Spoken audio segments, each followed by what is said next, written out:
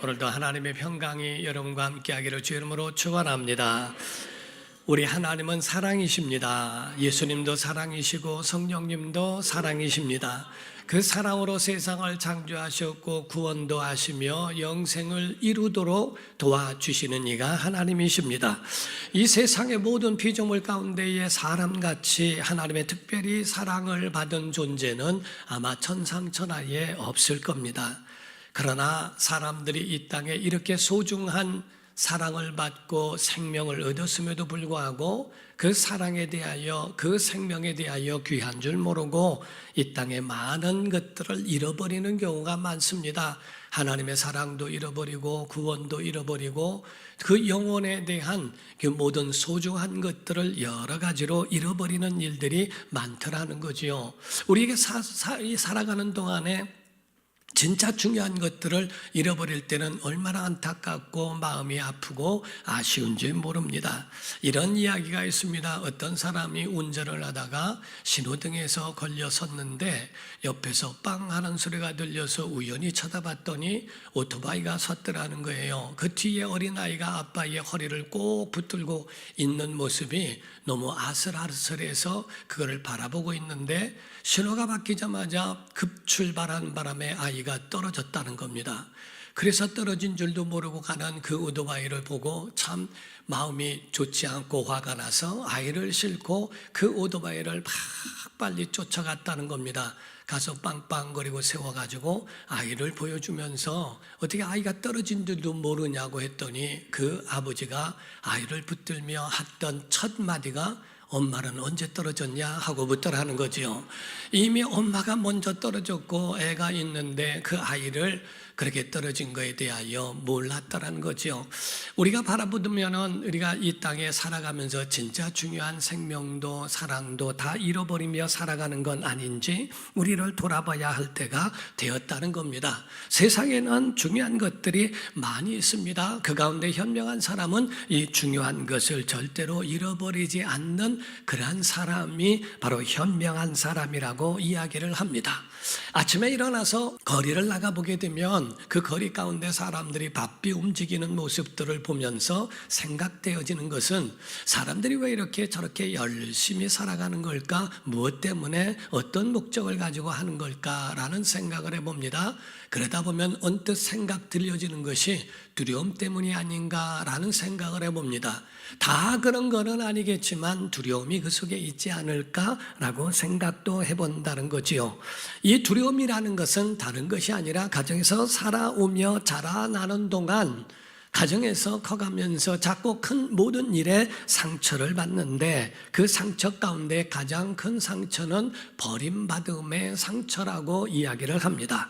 세상에서 버림받은 것, 직장에서 버림받은 것, 학교에서 왕따 되어지고 버림받고 또는 스승에 의하여 버림받고 또는 더 나아가서는 부모님에게 버림받은 이 상처가 있는 것은 정말 지울 수 없는 상처와 같더라 하는 겁니다. 이와 같이 모든 사람 속에는 버림받기 싫어하는 마음이 모든 사람에게 다 있더라 하는 겁니다. 아마 상처 중에 제일 큰 상처가 뭐냐라고 묻는다면 이 버림받음에 대한 상처가 가장 큰 것이라고 이야기할 것입니다. 다시 말하면 정말 이러보건대 왕따를 하는 것은 굉장히 최고의 악한 일 중에 악한 일이 아닐까라고 생각을 해봅니다. 이것은 사람의 정말 소외된 버림받음을 더 절실하게 경험하게 만들기 때문이라는 거죠. 우리가 반려견에 대하여 요즘에는 반려견들을 많이 키웁니다. 또 반려묘 하듯이 반려짐승들을 많이 키우기도 합니다. 그들에 대하여 뭐라고 할 수 없는 것은 그들이 그 안에서 가지고 있는 자기의 마음을 그 안에서 푸는 사람들도 없지 않아 있다라는 거죠. 우울증을 가졌던 사람이 반려견을 통하여서 다시 그 가운데 우울증을 회복했다는 이야기도 많이 듣습니다. 나중에는 그 반려견을 키우던 사람들도 형편이 어렵거나 상황이 안 될 때는 그 자기가 키우던 강아지도 다른 가정으로 파양을 해야 할 때가 있더라는 겁니다. 그때에 자기의 가지고 있었던 어떠한 그런 상황과 조건과 이런 것들이 맞지 않아서 보내기는 하지만은 그 강아지의 마음속에서도 그 심리 자체가 동물학자는 말하기를 자기를 보낸 자체가 버렸다라고 느낀다는 이야기를 하고 있습니다. 이와 같이 이런 모든 짐승들도 그와 같은 마음을 갖는데 하물며 사람의 모든 자라오면서 그러한 경험을 할 때는 얼마나 두렵고 떨릴까 하는 거죠. 가정의 자녀들 또한 그렇습니다. 부모가 멀리를 갈 때면 우리를 혹시 버리는 거 아닐까라고 하는 것에 자꾸 껌딱지 마냥 아빠에게 붙으려고 하고 엄마에게 붙으려고 하는 그 마음도 심리의 그 깊은 곳에 버림받음의 상처를 받지 않고 싶어서 그렇게 한다라고 여긴다 하는 겁니다. 부모가 어딜 가면 싫어하고 그 가운데 어딘가 모르게 공허함을 느끼는 이런 것들이 있죠. 사람 속에서는 모두에게 염려가 있고 근심이 모두에게 다 있다라는 겁니다. 가장 큰 염려 중에 염려가 바로 이와 같이 버림받음과 같다는 거죠. 여기서 성경의 오늘 본문 말씀을 보게 되면 본문에도 마찬가지입니다. 제자들이 예수님께 버림받을까 두려워하는 장면과 같은 모습을 성경을 통하여 볼 수 있다라는 겁니다. 요한복음 13장 30절에서 31절입니다. 유다가 그 조각을 받고 떡 조각 성찬 조각이죠. 곧 나가니 밤이러라. 그가 나간 후에 예수께서 이르시되 지금 인자가 영광을 받았고 하나님도 인자로 말미암아 영광을 받으셨도다라고 선포하십니다. 이 말씀은 곧 예수께서 이제 십자가를 지셔야 하는 그걸 앞두고 있다 하시는 말씀입니다. 이제 내가 십자가의 길을 걸어가야 하니 그 길로 하나님의 영광을 받으실 것이라고 하는 그 말씀을 의미하고 있는 거였거든요. 그때에 베드로는 의문이 생겼어요. 그 의문에 의하여 말을 하기를 주여 어디 가십니까? 라고 묻게 됩니다. 단도직입적으로 예수님께 묻게 되죠. 요한복음 13장 36절입니다. 시작. 시몬 베드로가 이르되 주여 어디로 가시나이까? 이렇게 묻습니다. 주여 어디로 가십니까? 어디 가시길래 그런 말씀을 하십니까? 하는 말씀이죠. 그때 예수님이 이렇게 대답을 합니다. 시작. 예수께서 대답하시되 내가 가는 곳에 내가 지금은 따라올 수 없으나 후에는 따라오리라. 이렇게 말씀을 하시죠. 그러니까 가시기는 가시는구나. 그런데 내가 지금 가는 그 길에 지금은 너희가 따라올 수 없어. 그러나 나중에는 너희가 나를 따라올 수 있을 거야 라고 하는 그 말씀에 또 의문이 갑니다. 그러니까 베드로는 이런 대답을 합니다. 요한복음 13장 37절입니다. 시작. 베드로가 이르되 주여 내가 지금은 어찌하여 따라갈 수 없나이까? 주를 위하여 내 목숨을 버리겠나이다. 이렇게 고백하며 맹세까지 하는 겁니다. 왜 지금은 못 따라간다고 하는 겁니까? 나는 주를 위하여 목숨까지도 내놓습니다. 목숨을 담보로 하고 목숨까지를 이야기하면서 자기의 굳은 의지를 표현하고 있다는 거지요. 이 말씀 가운데는 제자 베드로의 고백 안에 자기는 예수님을 절대로 버리지 않습니다. 예수님을 버리지도 않을 뿐만 아니라 그 가운데에 예수님께로부터 버림을 받고 싶지 않은 마음도 함께 담겨 있다 하는 겁니다. 아니 주님이 가시면 주님은 주님이지만은 나는 어떡하란 말입니까? 하는 말입니다. 배도 버리고 집과 가정을 다 버리고 주님을 따랐는데 주님이 가신다면 우리는 지금 뭐가 되는 거죠? 아이들 말로 멘붕이 온 거죠. 멘탈이 붕괴돼 버려요. 다 속이 이제 어떻게 할지 모르는 하얗게 타들어가는 그 베드로의 모습을 보게 되는 겁니다. 다시 말하면 주님도 내가 주님을 안 버릴 테니 주님도 우리를 버리지 말아주세요 라는 그런 고백과도 같은 거지요. 우리가 한국의 민요 같은 그러한 그 곡을 보게 되면 의미가 많이 있어요. 우리가 갑돌이와 갑순이를 아십니까? 여기에 갑돌이와 갑순이의 이야기를 노래로 이렇게 쓴 것이 있어요. 그 가운데 보면은 갑돌이와 갑순이는 한 마을에 살았대요. 둘이는 서로 사랑을 했더랍니다. 그러나 마음뿐이래요. 그래서 나중에 겉으로는 모르는 척 했더랍니다. 2절에 가서는 그러다가 갑순이가 시집을 갔답니다. 시집 간 날 첫날 밤에 한없이 울었더랍니다. 갑순이 마음은 갑돌이 뿐이었답니다. 그런데 겉으로는 안 그런 척 했더랍니다. 3절이 또 있습니다. 갑돌이가 화가 났대요. 화가 나서 장가를 갔답니다. 장가 간 날 첫날 밤에 달 보고 울었더랍니다. 갑돌이 마음도 갑순이 뿐이었다는 거예요. 근데 겉으로는 해가지고 그까지 것 했더랍니다. 결론은 다른 거 아닙니다. 결론은 둘이 고백 안 해서 헤어진 거예요. 마음뿐이고 안 그런 척하니 누가 합니까? 그래서 성경은 우리에게 말씀하기를 믿음은 들음에서 난다. 그리고 마음으로 믿어 의에 이르고 입으로 시인해야 구원에 이른다는데 그 가운데 믿지 않으냐면 아무 쓸데없고 또한 시인하지 않고 고백하지 않으면 하나님께서 그걸 인정할 수가 없다라고 하는 것처럼 우리가 다른 민요 가운데는 아리랑 아리랑 아라리요 하고 말하죠. 아리랑 고개를 넘어간다. 나를 버리고 가시는 님은 십리도 못 가서 발병난다. 아리랑이라고 하는 그건 어떤 상황이 됐든 뭐든지 모르겠지만은 고개를 넘어가면서 나를 버리고 가냐? 그렇다면 발병나서 십리도 못 갈 거다라고 하는 헤어지기 싫다는 그 마음이 버림받기 싫은 이유의 노래일 수도 있더라 하는 거죠. 그래서 베드로는 자기 목숨을 담보하면서라도 예수님을 따라가겠다라고 이야기하고 있습니다. 사랑하는 성도 여러분, 모든 사람 속에는 이와 같은 트라우마가 다 있다는 거예요. 그래서 어떤 목사님의 글을 보게 되면 글 가운데에 이러한 버림받은 상처를 받은 사람들의 특징이 4가지가 있는데 첫 번째가 버림받지 않으려고 정말 노력한다는 겁니다. 그리고 두 번째로는 사람들의 싫은 소리를 들을 줄을 못한다는 거예요. 두려움이 있다는 거죠. 세 번째로는 좋은 사람, 싫은 사람이 분명하다는 겁니다. 그래서 자기가 좋아하는 사람과 싫은 사람을 분명히 구분해서 사귐을 갖는다는 것과 마지막에는 자기가 사귀는 사람이라 할지라도 아무리 좋은 사람이라도 자기가 버림받기 전에 먼저 버린다는 겁니다. 이와 같은 글들을 볼 때는 일리가 있다는 생각을 들 때가 굉장히 많아요. 그래서 사람들은 자기가 버림받지 않을 그런 안식처를 모두가 찾는다는 거죠. 그게 짐승일 수도 있고 친구일 수도 있고 어떤 사람일 수도 있다는 겁니다. 혹은 배우자와 같은 사람도 될 수 있다는 겁니다. 자기를 버리지 않을 사람, 그러니까 자기를 버리지 않을 짐승. 그러나 그 짐승도 어느 때가 되면 보내야 하는 아픔도 이 세상에는 있더라는 거죠.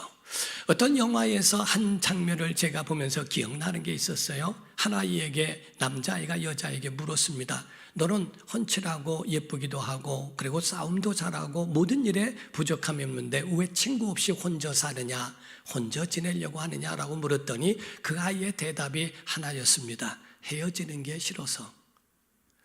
그때 자기는 나는 늘 혼자 다녔는데 왜 헤어지는 것이 싫으냐 그랬더니 헤어질 걸 왜 만나냐라고 얘기를 합니다. 그때 그 아이가 이야기할 때에 두 친구들이 막 걸어오면서 재밌게 얘기하고 헤어지면서 내일 보자라고 말할지라도 지금까지 걸은 걸 후회하지는 않을 것 같다.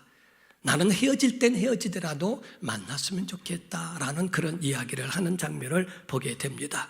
이와 같이 자기가 버림받을까 봐 처음에는 자기를 버리지 않을 사람으로 생각하고 그를 만났고 그와 함께 살았지만은 나중에 가서는 자기가 이와 같이 버림받을 것 같을 때 그 믿음이 깨지면 먼저 버리는 일이 있는 것은 자기가 버림받음에 대한 상처가 있는 그것을 표현한 것이라고도 말을 한다는 겁니다.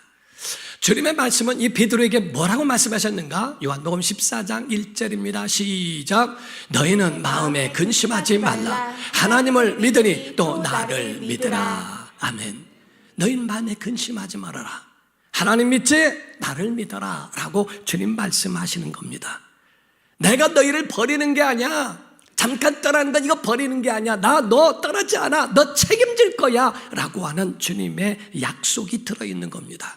2절과 3절입니다. 시작. 내 아버지 집에 거할 곳이 많도다. 그렇지 않으면 너희에게 일렀으리라. 내가 너희를 위하여 거처를 예비하러 가노니 가서 너희를 위하여 거처를 예비하면 내가 다시 와서 너희를 내게로 영접하여 나 있는 곳에 너희도 있게 하리라. 아멘. 내 아버지 집에 거할 곳이 많아 내가 가서 너희를 위하여 거처를 예비할 거야. 그리고 난 다음에 내가 와서 너희 데리고 내가 있는 곳에 갈 수 있도록 도와줄게 라는 말씀입니다. 주님은 우리에게도 그와 같은 약속을 하셨어요. 성경에 다시 한번 보면요, 요한복음 14장 16절에서 18절을 보면요, 내가 아버지께 구하겠으니 그가 또 다른 보혜사 성령이죠, 너희에게 주사 영원토록 너희와 함께 있게 하리니 그런 진리의 영이라 세상은 능히 그를 받지 못하나니 이는 그를 보지도 못하고 알지도 못함이라. 그러나 너희는 그를 아나니 그는 너희와 함께 거하시며 또 너희 속에 계시겠습니다.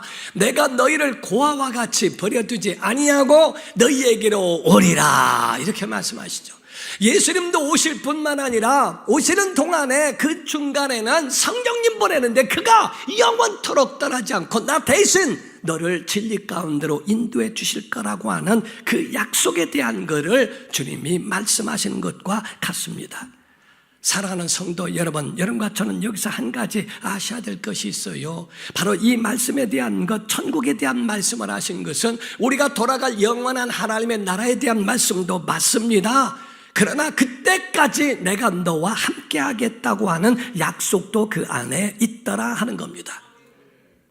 하나님을 믿으니 또 나를 믿으라 라는 말씀 가운데 여러분 분명히 아셔야 되는 거예요. 하나님의 사람이라고 한다면 아버지 집에 거하기 전에 이 땅에 있을 때 해야 할 일이 하나 있습니다. 그것은 다른 것이 아니라 예수 안에 거해야 한다는 겁니다. 예수 안에 있어야 아버지 집에 거할 수 있다는 거예요. 여기서 예수 안에 거하는 사람이 하나님의 나라에서도 거하는 건데, 많은 사람들은 죽으면 가는구나, 죽으면 아버지 집에 거할 것이 많지. 그래요, 맞아. 천국만 생각하지 실제적으로 우리에게 말씀하고 있는 예수 안에 먼저 거하는 것을 알지 못하는 이들이 많습니다. 요한복음 15장 4절에서 7절은 이런 말씀이 있어요. 내 안에 뭐하라? 거하라. 나도 너희 안에 뭐하리라? 거하리라. 가지가 포도나무에 붙어 있지 아니하면 스스로 열매를 맺을 수 없음 같이 너희도 내 안에 있지 아니하면 그러하리라. 나는 포도나무에 너희는 가지라. 그가 내 안에 내가 그 안에 거하면 사람이 열매를 많이 맺나니 나를 떠나서는 너희가 아무것도 뭐예요? 할 수 없습니다. 사람이 내 안에 거하지 아니하면 가지처럼 밖에 버려져 마르나니 사람들이 그것을 모아다가 불에 던져 사르느니라. 너희가 내 안에 뭐하고? 거하고 내 말이 너희 안에 뭐하면? 거하면 무엇이든지 원하는 대로 구하라. 그리하면 이루리라 라고 말씀하죠. 계속적으로 하신 말씀이 뭡니까? 거하라, 거하라, 거하라, 거하라. 거한다는 말은 집걷자입니다. 예수 안에 살아라 이 뜻이요. 그 안에서 살라는 말씀입니다. 우리가 주 안에 거해야 근심이 없어요. 믿음으로 이길 수 있다는 겁니다. 학자들은 말하기를 믿음과 근심은 반비례한다고 표현을 합니다. 우리가 정비례와 반비례라고 하는 표현을 알고 있죠. 정비례라고 하는 것은 같은 선상에 있는 게 정비례입니다. 그래서 내가 좋아지면 저쪽도 좋아지고 내가 나빠지면 저쪽도 나빠지고 내가 커지면 저쪽도 커지고 내가 작아지면 저쪽도 작고 줄어든다 하는 거죠. 그러나 반비례는 반대 방향에 있어요. 그래서 내가 커지면 저쪽이 줄어들고 내가 작아지면 저쪽이 커진다는 겁니다. 그래서 이와 같이처럼 반비례, 그래서 믿음과 근심은 반비례가 있기 때문에 그래서 근심이 커지면 믿음이 줄어들고 믿음이 커지면 근심이 줄어든다는 겁니다. 그래서 여러분 속에 무엇이 여러분을 장악하고 있고 무엇으로 가득해 있는가 여러분 자신을 한번 반문해보고 여러분 자신을 한번 진단해보라 이 말이죠. 여러분 속에 과연 두려움입니까? 평안입니까? 여러분 속에 근심입니까? 아니면은 믿음입니까? 무엇이 여러분을 이끌어가고 있느냐는 겁니다. 근심이 있는 사람은 믿음이 줄어든 거예요. 은혜가 떨어진 거예요. 불평이 나오고 불만이 나오고 그 속에 원망이 나옵니다. 그러나 믿음 있는 사람들은 긍정적입니다. 그걸 뒤집을 수 있고 그걸 이겨낼 수 있고 그걸 소망을 주고 격려해 줄 수 있는 그러한 언어들을 사용할 수 있더라는 거죠. 우리가 어떤 방송국에서요, 토끼를 가지고 실험을 했다는 겁니다. 반을 이쪽에 넣고 반은 이쪽에다 넣어서 반대로 놔서, 그래서 그 가운데 한쪽에 있는 5마리에게는 일주일 내내 호랑이 울음소리, 여우 소리를 내게 했대요. 그 소리를 들려주고, 그리고 한쪽에서는 아름다운 소리 그리고 음악을 들려줘서 일주일을 있게 했다는 겁니다. 그런데 신기하게 일주일 뒤에 그 가운데서 열어봤더니요, 반쪽에 있는 호랑이 소리, 여우 소리의 그 울음소리를 듣고 거기서 일주일을 지낸 토끼들은 눈이 하얗게 변해 있다는 겁니다. 두려움과 무서움을 견디지 못하고 그것 때문에 갈등하고 두려워 떨고 있는 것이 일주일 만에 눈이 하얗게 변해 있고, 이쪽에는 아름다운 소리와 그 음악을 듣고 일주일 있었던 것, 먹지도 못했는데도 불구하고 아주 건강하더라는 겁니다. 가지고 있는 우리가 실험을 하더라도 근심으로 살아가느냐 아니면 믿음을 가지고 살아가느냐는 것은 완전히 다릅니다. 근심은 독이든과 같아서 근심이 우리 속에 들어오면 완전히 무너뜨리고 넘어뜨리게 할 수 있다는 거죠.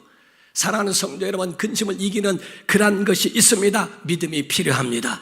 믿음이 있으면 근심을 이기는 줄로 믿습니다. 요한복음 14장 1절에 있는 말씀처럼 너희는 마음에 근심하지 마라. 하나님을 믿으니 또 나를 믿으라. 믿으면 근심을 이기게 되어 있다 하는 겁니다. 이 시대의 문제는 다른 게 아니에요. 하나님이 마음에 없어요. 하나님의 사심에 대한 약속도 믿지 않고 하나님에 대한 그 모든 것들을 무시하고 살아가는 세대가 바로 이 세대라는 겁니다. 어리석은 세대라고 성경은 말하고 있죠. 하나님의 사심도 그의 약속도 어디가 나왔고, 그러다 보니까 사람 속에는 마치 빛이 없으면은, 요거는 빛이 불을 켰기 때문에 환한 겁니다. 불을 끄면은 어둠이 오라고 하지 않아도 어둠으로 장악되어지는 것과 같이 우리에게 예수 그리스도의 믿음으로 가득할 때는 어둠이 저 우리 안에 들어올 수 없어요. 그러나 우리 속에 하나님이 없고 믿음이 없고 예수 그리스도의 은혜가 없으면 한순간에 장악된다는 겁니다. 그래서 성경은 우리에게 이와 같이 하나님이 있는 자와 없는 자를 분별하고 있어요. 시편 14편 1절입니다. 시작. 어리석은 자는 그의 마음에 이르기를 하나님이 없다 하는도다. 그들은 부패하고 그 행실이 가증하니 선을 행하는 자가 없도다. 그러니까 그들은 자기가 하나님 되는 거예요. 하나님이 없으니 내가 하나님이죠. 내 뜻대로 삽니다. 내 법대로 삽니다. 내가 하는 말이 정의이고 내가 하는 말이 옳습니다. 내가 가지고 있는 말대로 된다고 생각하고 그것으로 살다 보니까 세상을 이길 능력이 있습니까? 자기를 믿는다고 그게 과연 이겨낼 수 있을 만한 능력이 그들에게 올까요? 마음은 부패해지고 더 가증한 일들만 행하게 되더라 하는 겁니다. 그러나 반면에 믿음이 있으면 삽니다. 믿음이 있으면 승리할 수 있습니다. 그 가운데 초대교회 사람들은요, 감옥에 있어도 상관없어요. 감옥에서도 유대인들은 학살을 당하면서도 하나님의 사심을 믿는다. 태양이 구름에 가려서 보이지 않아도 태양이 있음을 믿는 것처럼 하나님이 보이지 않아도 하나님은 이 가운데 함께 하심을 믿는다. 그들은 감옥 가운데서도 하나님에 대하여 유머를 만들었고 자기들끼리 내일 죽을 줄 모르는 상황 속에서도 끝까지 자기들은 그 가운데 유머를 같이 했던 탈무드 유머라는 것이 있습니다. 내일 죽을 수 있는 사자마비 될 수도 있는 상황 속에서도 그 사람들은 믿음 갖고 있으니까 여유가 있어요. 사도행전 12장에는 베드로가 옥에 갇혔습니다. 내일 죽을 줄 모르는 그 내일 사형 집행이 되어지는 그 날짜인데도 오늘 밤에 잠을 잡니다. 오죽하면 천사가 쳐서 깨워서 일어나게 합니다. 내일 죽을 사람이 잠이 오겠어요? 뜬 눈으로 밤을 새울 수밖에 없지 않습니까? 그런데도 그런 잠을 푹 잡니다. 천사가 깨워 일어나라, 네 실을 들매라. 그리고 그를 데리고 그 옥문을 나오는 것처럼, 그와처럼 그 믿음 있는 사람은 근심이 그 속에서 떠나갑니다. 사람의 배신이 있다 할지라도 그것 전혀 근심할 대상이 아니라는 거죠. 명태를 하고 조태를 하고 뭐를 하고 이런 것들을 여러분 속에 했다고 두려워합니까? 그럴 필요 없다는 거예요. 하나님은 우리에게 주님 말씀하실 겁니다. 하나님을 믿으니 또 나를 믿으라 하실 거예요. 바로 내가 아버지 집에 거할 것이 많은 것처럼 너희도 내 아래 거하면, 그러면 내가 바로 너희를 이와 같이 열매를 맺게 하고 내가 너희를 인도하고 이끌어 줄 것이라고 하는 주님의 말씀이 그 속에 약속으로 남아있지 않습니까? 지옥을 체험하는 것은 그렇게 어려운 일이 아니라는 겁니다. 지옥을 체험할 수 있는 것은 다른 거 아닙니다. 근심으로 무장하시면 됩니다. 그냥 근심하고 걱정하고 나는 괜히 태어났어, 왜 오늘 눈을 떴는지 몰라. 나는 무슨 일을 해도 안 될 거야. 나는 아무것도 난 재수가 없는 사람이야. 등등 이런 거를 여러분이 계속하면요, 애써서 불행하려고 안 해도, 애써서 하지 않아도 불행이 찾아오게 돼 있습니다. 불행이 하는 말이 내가 너를 떠나지 않으리라, 내가 너와 영원토록 함께하리라 해가면서 불행이 여러분에게 그와 같이 찾아와서 얼마나 재미있게 그렇게 그 안에 붙어서 살려고 하는지 모른다는 거예요. 그런데 믿음의 사람은 그렇지 않습니다. 하나님이 나에게 뜻을 가지고 나를 낳게 하셨으리라. 하나님이 오늘도 나에게 사명을 주셨으니 사명 감당하리라. 누가 우리한테 재수 없다 할지라도 그래 나는 면허 시험 봐도 재수한 적이 없다 해가면서 괜히 얘기했다. 어쨌든 간에 이와 같이 함께 가지고 있는 어떤 소리가 들어도 그것이 여러분의 마음을 장악하거나 여러분을 넘어뜨리게 하지 않습니다. 어떤 두려움도 이겨낼 능력이 있는 줄 믿습니다.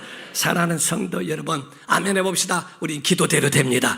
믿음대로 됩니다. 말한 대로 됩니다. 소원대로 됩니다. 약속대로 됩니다. 여러분, 우린 모두가 다 잘 될 겁니다. 하나님의 약속 안에서 요셉이 노예로 팔려간 상황 속에서도 하나님이 함께 하시니까 형통했다라고 표현한 것처럼 여러분, 예수 안에 거한 자들에게 하나님이 인도하시는 그 가운데에 역사하시는 그 은혜를 경험할 수 있다라는 거지요. 믿음 안에 있으면, 예수 안에 있으면 아버지 안에 있는 것과 같다는 겁니다. 근심으로 무장하지 말고 하나님의 주신 약속을 믿는 믿음으로 무장한 성도들이 과연 오늘날 사는 성도들이라는 거지요. 오늘 염려와 근심 가지고 왔습니까? 오늘 여기서 내려놓기 바랍니다. 그리고 주님의 은혜로 바꾸시기를 주의 이름으로 축원합니다. 고린도후서 6장에는 이런 말씀이 있어요. 8절에서 10절입니다. 아멘 한번 해봅시다. 우리는 속이는 자 같으나 참되며, 아멘 합시다. 무명한 자 같으나 유명한 자요, 죽은 자 같으나 보라 우리가 살아있고, 징계를 받는 자 같으나 죽음을 당하지 아니하고, 근심하는 자 같으나 항상 기뻐하고, 가난한 자 같으나 많은 사람을 부유하게 하고, 아무것도 없는 자 같으나 모든 것을 가진 자로다. 정말 여러분 가지셨으면 아멘 하십시오. 믿음을 가지면 다 가졌다 이 말이에요. 그런데 많은 사람들이 조금만 뭐가 있어도 다 없는 것처럼 살고 없는 것처럼 그렇게 근심하고 하는 것은 믿음이 아니라는 겁니다. 오늘 어떤 상황 속에 있을지라도 여러분과 저는 그 가운데에 하나님의 약속을 믿는 사람, 마치 바다가 수평선을 이루고 있는 것처럼 밑에는 울룩불룩하고 계곡도 있고 다 있지만 바닷물로 다 채우지 않습니까? 이와 같이 은혜로 채우라 이 말이에요. 믿음으로 하나님의 말씀으로 채우라는 거지요. 어떤 것에 여러분 하나님 없는 심령은요, 많아도 문제가 되고요, 없어도 불평불만 원망이 됩니다. 많으면 풍성한 대로 그의 노예가 돼버린다는 거예요. 미국의 시카고에 이런 이야기가 있었다는 말을 합니다. 어떤 농부가 있었는데 그 농부가 복권이 당첨이 됐대요. 시골 농부가 2억 달러, 옛날에 2억 달러면 어마어마한 숫자죠. 당국에서는 그거를 전해줄 때에 2억 달러의 복권이 당첨됐다고 얘기를 해주면 이 사람이 그 소리 듣고 심장마비가 올까봐 지인에게 부탁을 했답니다. 이 2억 달러 당첨된 것에 대해서 심장마비 오지 않도록 잘 얘기해 줘서 그래서 그에게 전달해 줬으면 좋겠다라고 얘기했대요. 그러겠다고 돈을 가지고 그를 찾아갑니다. 아, 자네 말일세. 왜 그러나? 만약에 자네에게 2억 달러가 만약에 생긴다면 어떡하겠나? 하고 얘기했더니, 아이고, 그런 일이 있지도 않을 뿐만 아니라 만약에 그런 일이 생긴다면 반 넣어줄게. 그 소리 듣고 이 사람이 죽었대요. 반 주겠다는 말에 기절해서 죽었답니다. 지금 오늘날 보면은요, 많아도 문제고 작아도 문제고 없어도 문제고 커도 문제고 세상 하나님 없으면 평정을 이룰 만한 능력이 그에게 없다는 거예요. 근데 믿음이 있으면 이겨낼 수 있습니다. 있어도 좋고 없어도 상관없고 하나님이 우리에게 주신 은혜면 하나님 주님 한 분이면 당연합니다. 하나님 한 분이면 만족합니다. 그것으로 정말 여러분 만족한 은혜가 있기를 주님으로 축원합니다. 그래서 우리는 노예가 되지 말라는 거예요. 예수 안에 살라는 겁니다. 여러분과 제가 분명히 고백하는 건 바울의 고백과 같이 빌립보서 4장 11절에서 14절을 보면은요, 13절 보면요, 11절 12절을 제가 읽고 13절 같이 읽을게요. 내가 궁핍함으로 말한 것이 아니니라. 어떠한 형편했는지 나는 자족하기를 배웠노니 나는 비천에 처할 줄도 알고 풍부에 처할 줄도 알아. 모든 일 곧 배부름과 배고픔과 풍부와 궁핍에도 처할 줄 아는 일체의 비결을 배웠노라. 내게 능력 주시는 자 안에서 내가 모든 것을 할 수, 시작. 내게 능력 주시는 자 안에서 내가 모든 것을 할 수 있느니라. 아멘. 예수 안에서 할 수 있다는 겁니다. 능력 주시는 자 안에서 할 수 있다는 겁니다. 여러분, 그 안에서 할 수 있다는 소망 갖고 오늘도 세상을 이기기를 주 이름으로 축원합니다. 내 영혼아 예수 안에서 살자. 세 번 시작. 내 영혼아 예수 안에 살자. 내 영혼아 예수 안에 살자. 내 영혼아 예수 안에 살자. 그 안에 사는 여러분과 제가 되기를 예수 이름으로 축원합니다. 기도합니다. 이 시간에 기도할 때 하나님, 예수 안에 살겠습니다. 믿음 안에 살겠습니다. 주님, 넘어지고 자빠져도 절대로 망하지 않는 것은 주님과 함께하기 때문인 줄 믿습니다. 오늘도 주님 그 안에서 살아갈 용기와 담력을 주옵소서. 우리를 버리지 아니하시는 하나님 오늘도 의지합니다. 주님을 믿고 그의 약속